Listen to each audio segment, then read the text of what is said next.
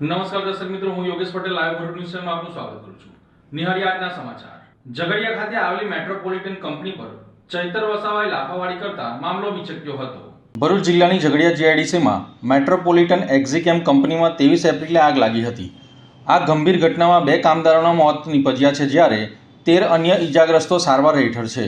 ત્યારે પીડિતો અને અન્ય લોકોને ધારાસભ્ય ચૈતર વસાવા કંપનીએ દોડી ગયા હતા. અહીં કંપની પાસેથી વળતરની માંગ ચાલતી હતી, ત્યારે એક મૃતકના કથિત સંબંધીએ વિરોધ કર્યો હતો.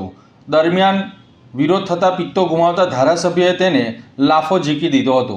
સામે વિરોધ કરનારે પણ ચૈતર વસાવાને લાફો ઝીક્યો હતો અને લાકડી અને જૂતું માર્યું હતું.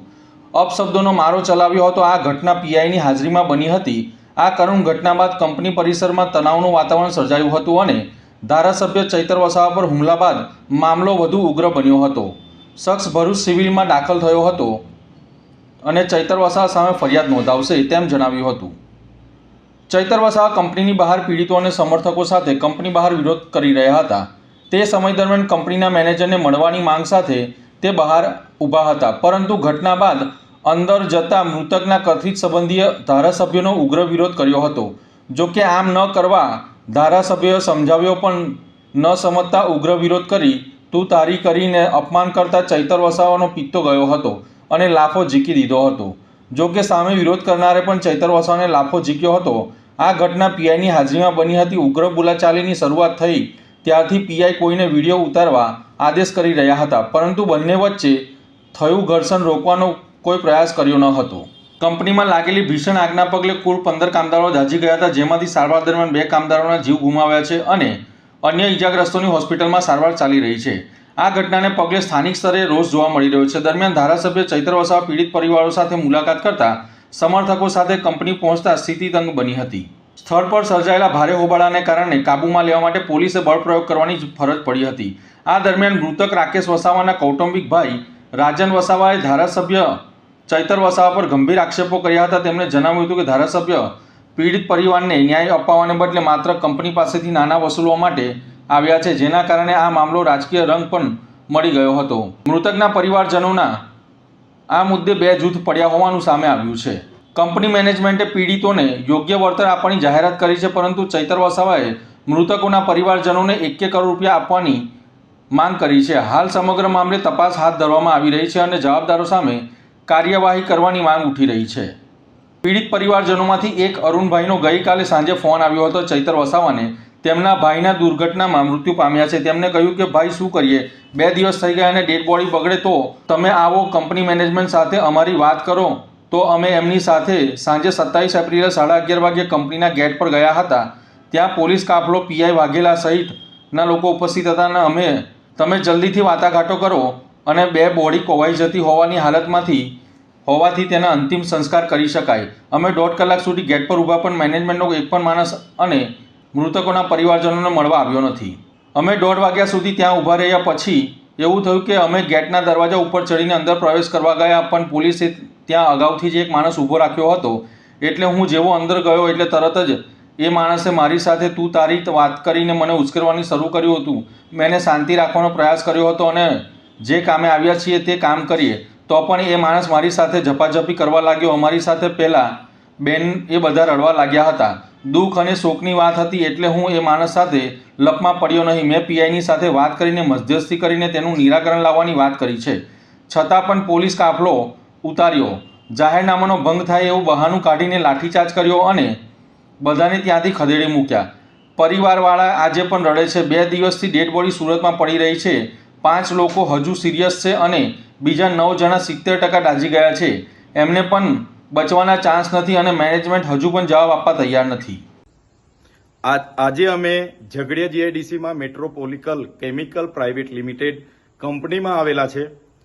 અહીંયા આવવાનું કારણ એટલું છે કે ગત 23 તારીખના રોજ કંપનીની બેદરકારીથી અહીંયા બ્લાસ્ટ થયો. 16 જેટલા કર્મચારીઓ ગંભીર રીતે દાઝી ગયા. ત્યારે એમાંથી એક વ્યક્તિનું મૃત્યુ 2 દિવસ પહેલા સુરત હોસ્પિટલમાં થયું અને બીજા એક વ્યક્તિનું મૃત્યુ આજે થયું અને 14 લોકોમાંથી લગભગ 5 થી 6 લોકો એટલા ગંભીર ઘાયલ છે કે જે 80% આખું શરીર એમનું દાઝીને બળી ગયું છે. છતાં પણ કંપનીના મેનેજમેન્ટમાંથી એક પણ વ્યક્તિએ આ 16 પરિવારના કોઈની સાથે પણ મુલાકાત નથી લીધી કે કોઈ પણ જાતની વળતરની વાત નથી કરી કે દવાખાનાની બિલની વાત નથી કરી, જેના કારણે આ પરિવારે ગઈકાલે મારો સંપર્ક કર્યો અને કીધું કે આ કંપનીમાં આ રીતની ઘટના ઘટી, એમાં અમારા 27 વર્ષના દીકરાઓ મૃત્યુ પામ્યા છે, જેના નાના નાના બાળકો છે, આગળ પાછળ અમારે કંઈ નથી. ચૈતરભાઈ, તમે કંઈ આવીને વાત કરીને અમને ન્યાય અપાવો.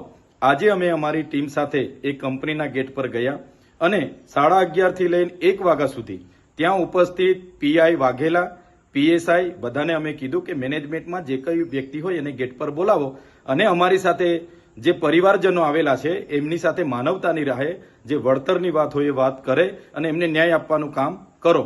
ત્યારે પોલીસ અધિકારી વાઘેલા સહિતના લોકોએ ત્યાં અગાઉથી જ એવા લોકોને લાવીને મૂકેલા હતા કે જે પરિવાર સાથે એમને કોઈ લાગે વળગે નહીં, છતાં એ લોકો અમારી સામે આર્ગ્યુમેન્ટ કરતા હતા કે ભાઈ વળતર તો 15 લાખ જ મળશે, એનાથી ના મળે, અમારા પરિવારના લોકો છે, આમ છે તેમ છે. પણ અમારી સાથે જે સગા સંબંધીઓ હતા એમણે કીધું કે અમે 15 લાખમાં સહમત નથી, અમારો એકને એક દીકરો મૃત્યુ પામ્યો છે, અમને માનવતાની નાતે થોડું વ્યવસ્થિત કરી આપો. જે બાબતને લઈને 1.5 કલાક સુધી એમણે ગેટ ન ખોલ્યો. અમે ગેટની અંદર ગયા, ત્યાંનો એક વ્યક્તિ રોનક કરીને કોઈ છોકરો હતો, એ તરત દોડી આવીને મને મારી સાથે ઝપાઝપી કરવાના એણે પ્રયાસ કર્યા. પીઆઈની હાજરીમાં મેં કીધું ભાઈ જે વાત કરવા માટે આવ્યા છે એની વાત કરો, બીજું ફાલતુ વાત અહીંયા કરવાની જરૂર નથી. ત્યારબાદ પણ કંપની મેનેજમેન્ટ દ્વારા એમના પરિવારજનોને બોલાવવામાં આવ્યા, એમની સાથે વાત કરવામાં આવી, એમ કહેવામાં આવ્યું કે 2 લોકો મૃત્યુ પામ્યા છે, એની જવાબદારી કંપની 15 લાખ સુધી લેશે, એના સિવાય અમે 1 રૂપિયો આપવા માંગતા નથી. જેને લઈને અમે બાદમાં કંપનીની બહાર આવ્યા અને બહાર આવતાની સાથે જ અમારા લોકો પર પોલીસ દ્વારા ત્યાંથી જાહેરનામું છે એમ કરીને લાઠીઓ દ્વારા બહાર ભગાડવાનો પ્રયાસ કર્યો છે. ત્યારે મેં કહેવા માંગુ છું કે પોલીસે આ કાર્યમાં એક માનવતાની રીતે ત્યાંના લોકોના વિશ્વાસ થાય એ રીતના પોલીસે ભૂમિકા ભજવવાની હતી. એની જગ્યાએ 5-5 દિવસ સુધી પોલીસ ત્યાં દેખાઈ નહીં. આજે અમે જવાના હતા ત્યારે પોલીસ ત્યાં આવી ગઈ અને કંપનીના માલિકના કહેવા પ્રમાણે એમણે વળતર નહીં આપવા દેવા માટે આ પરિવારોને પણ નહીં મળે, તમે જ્યાં કરવાના હોય ત્યાં કરી લેજો, તમારાથી થાય તે કરી લેજો, એવું પોલીસના પીઆઈ બોલતા હતા. એટલે પોલીસની જે કામગીરી છે મને લાગે છે કે માલિકને ના તલવા ચાટતા હોય એવું મને લાગે છે. ત્યારે મેં એ વિસ્તારની તમામ જીઆઈડીસીઓમાં કામ કરતા કામદારોને, આ વિસ્તારના તમામ લોકોને મારે નમ્ર અપીલ છે, એક 16 પરિવાર સાથે જે ઘટના ઘટી છે બહુ ગંભીર ઘટના છે. કંપનીના માલિકોને આનાથી પેટનું પાણી પણ નથી હલતું. તો આવનારા દિવસોમાં આ ઘટના બાદ તો અનેક ઘટનાઓ બનશે, ત્યારે બધાનો જ વારો આવવાનો છે. ત્યારે સૌ લોકોને મારે વિનંતી છે, આવનારા દિવસોમાં અમે જાણ કરીશું, પરિવાર અને પ્રશાસનની મધ્યસ્થી રાખીને અમે જાણ કરીશું, ત્યારે સૌ ત્યાં ઉપસ્થિત થજો. આ પરિવારને ન્યાય અપાવવાનું કામ આપણું બધાનું છે અને આપણે બધા સાથે રહીને કરીશું. આમાં જે પોલીસે ભૂમિકા ભજવી છે એ ખૂબ જ નિંદનીય અને દુઃખદાયક છે. પોલીસે એમના માણસોને બોલાવી ખોટા વિડીયો પણ બનાવ્યા છે અને અહીંયા પૈસા માંગવા આવેલા છે એવા વિડીયો પણ બનાવેલા છે. પણ પરિવાર આજે દુઃખી છે અને પરિવારની આ દુઃખની ઘડીમાં સહકાર આપવો એ આપણી બધાની ફરજ બને છે.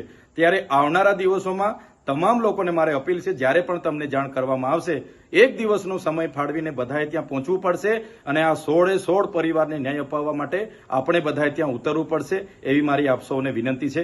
જોહાર, જય આદિવાસી. અંકલેશ્વરમાં સ્થાનિક સ્વરાજની ચૂંટણીમાં મતદાન પૂર્ણ થતા તંત્ર દ્વારા ઈવીએમ મશીનોને સ્ટ્રોંગ રૂમમાં મૂકવામાં આવ્યા હતા. અંકલેશ્વરમાં જિલ્લા, તાલુકા પંચાયત અને નગરપાલિકાની ચૂંટણીનું ગતરોજ શાંતિપૂર્ણ માહોલમાં મતદાન સંપન્ન થયું હતું. સાંજે મતદાન પૂરું થતાં બૂથ પરના પ્રિસાઇડિંગ ઓફિસર દ્વારા ઉમેદવારોના પ્રતિનિધિઓની સહી લઈ ઈવીએમ મશીનોને ખાસ પેપર સીલ કરવામાં આવ્યા હતા અને વહીવટીતંત્ર દ્વારા ઈવીએમ મશીનો સહિતની સામગ્રીને સુરક્ષિત રીતે રિસીવિંગ સ્ટ્રોંગ રૂમ ખાતે લાવવામાં આવ્યા હતા. નગરપાલિકાની ચૂંટણીમાં ઈવીએમ મશીનોને આદર્શ હાઈસ્કૂલ ખાતે સ્ટ્રોંગ રૂમ ખાતે લાવવામાં આવ્યા હતા, જ્યારે જિલ્લા પંચાયત અને તાલુકા પંચાયતના ઈવીએમ મશીનોને જીનવાલા હાઈસ્કૂલ ખાતેના રિસીવિંગ સ્ટ્રોંગ રૂમ ખાતે ડિસ્પેચ કરવામાં આવ્યા હતા. આવતીકાલે મતગણતરી હાથ ધરવામાં આવશે. આજરોજ 26 એપ્રિલના રોજ તાલુકા પંચાયત, જિલ્લા પંચાયત અને અંકલેશ્વર નગરપાલિકા વિસ્તારમાં શાંતિપૂર્ણ રીતે મતદાન પૂર્ણ થયેલ છે અને હાલ રિસીવિંગની કામગીરી ચાલુ છે. મંગળવારના રોજ કાઉન્ટિંગ તથા રિઝલ્ટ ડિક્લેર કરવામાં આવશે. Thank you. અંકલેશ્વરના વાલિયા ચોકડી પાસે એસટી બસ અને રિક્ષા વચ્ચે ગમખ્વાર અકસ્માત સર્જાતા રિક્ષાનો કચ્ચરઘાન વળી ગયો હતો. અંકલેશ્વરની વાલિયા ચોકડી પાસે એસટી બસ અને રિક્ષા વચ્ચે ગમખ્વાર અકસ્માત સર્જાયો હતો. આ અકસ્માતની અંદર રિક્ષાનો કચ્ચરઘાન નીકળી ગયો હતો અને રિક્ષામાં સવાર તમામ લોકોને ખાનગી હોસ્પિટલ ખાતે સારવાર અર્થે ખસેડવામાં આવ્યા હતા. મળતી માહિતી મુજબ વાલિયા ચોકડી પાસે પૂરપાટે આવી રહેલી એસટી બસ અને રિક્ષા સામસામે અથડાયા હતા. આ ટક્કર એટલી પ્રચંડ હતી કે રિક્ષાના આગળના ભાગનો કૂચરો બોલી ગયો હતો અને રિક્ષા પતરાના ઢગલામાં ફેરવાઈ ગઈ હતી. અકસ્માતના સમયે રિક્ષામાં સવાર તમામ મુસાફરોને નાની મોટી ઈજાઓ પહોંચતા તેઓને સારવાર અર્થે હોસ્પિટલ ખસેડવામાં આવ્યા હતા. ઘટના બનતા જ આસપાસના રહીશો મદદે દોડી આવ્યા હતા અને તાત્કાલિક તમામ ઈજાગ્રસ્તોને સારવાર અર્થે નજીકની ખાનગી હોસ્પિટલમાં ખસેડ્યા હતા. હાલ હોસ્પિટલમાં તેમની સારવાર ચાલી રહી છે. ભરચક વિસ્તારમાં અકસ્માત સર્જાવાના કારણે રસ્તા પર વાહનોની લાંબી કતારો લાગી ગઈ હતી અને થોડા સમય માટે ટ્રાફિક જામની સ્થિતિ સર્જાઈ હતી. જો કે સ્થાનિક પોલીસે ઘટના સ્થળે પહોંચી અકસ્માતગ્રસ્ત વાહનોને દૂર કરી ટ્રાફિકને હળવો કરવાની કામગીરી હાથ ધરી હતી. અંકલેશ્વર જીઆઈડીસીમાં આવેલી જલધારા સોસાયટીમાંથી એક મકાનમાંથી લેપટોપની ચોરી કરનાર તસ્કરને પોલીસે ઝડપી પાડ્યો છે. ઝઘડિયા જીઆઈડીસીમાં આવેલા જલધારા ચોકડી સ્થિત જલધારા સોસાયટીમાં રહેતા નિલેશ કુમાર સુવાસિંગ એરટેલ કંપનીમાં ફિલ્ડ એન્જિનિયરિંગ તરીકે કામ કરે છે. તેઓ ગત તારીખ 22મી એપ્રિલના રોજ જમી પરવારી પોતાના પરિવાર સાથે સૂઈ ગયા હતા. તે સમય દરમિયાન તસ્કરોએ મકાનને નિશાન બનાવી લોખંડની ગ્રીલ ઉપર જાળીને હોલ પાડી દરવાજો ખોલી અંદર પ્રવેશ કરી ઘરમાં રહેલ લેપટોપ, બેગ મળી કુલ 40,000નો મુદ્દામાલ ચોરી કરી ફરાર થઈ ગયા હતા. ચોરી અંગે અંકલેશ્વર જીઆઈડીસી પોલીસે ગુનો નોંધી તપાસ હાથ ધરી હતી. દરમિયાન જીઆઈડીસી પોલીસે ગડખોલ પાટિયા વિસ્તારમાં આરોપીનું નામ રવિન્દ્ર સુરેન્દ્રસિંહની ધરપકડ કરી તેની વિરુદ્ધમાં કાયદેસરની કાર્યવાહી હાથ ધરી છે. તો આ હતા આજના સમાચાર. નવી ઘટનાઓ સાથે ફરી મળીશું. ત્યાં સુધી જોતા રહો લાઈવ ભરૂચ ન્યૂઝ ચેનલ. નમસ્કાર.